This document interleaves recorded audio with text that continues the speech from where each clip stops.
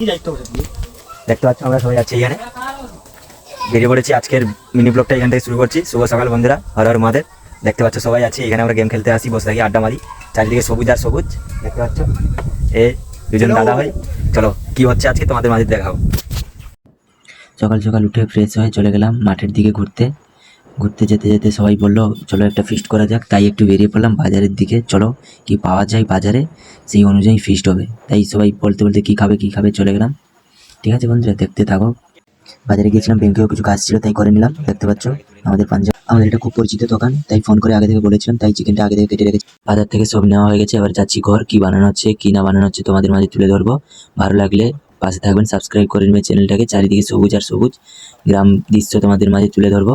ঠিক আছে, এখানে মুদিখানা যা যা লাগবে সব নিয়ে চলে এসেছি। চিকেন আছে, টক দই আছে, সব কিছু আছে এখানে। দেখতে থাকো কি কি বানানো হয়।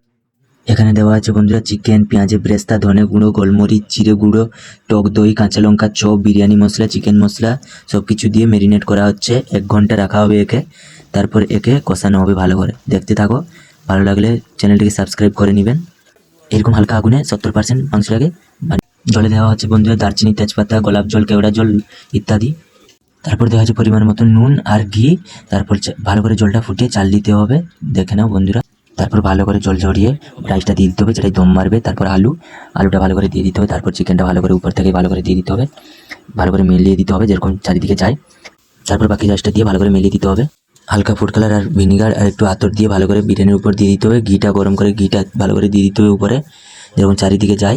তারপর বাকি পেঁয়াজের ব্রেস্তাটা, কিশমিশ, কাজু ভালো করে দিয়ে দম মারার জন্য ঢাকা দিয়ে দিতে হবে। ডিম দেখতে পাচ্ছ ফাইনাল লুক, উপরে ডিম কত সুন্দর কালার এসছে, একদম দারুণ এসছে কালারটা। খেয়ে আপনাদের বলি কেমন হয়েছে। ঠিক আছে, দেখতে থাকো।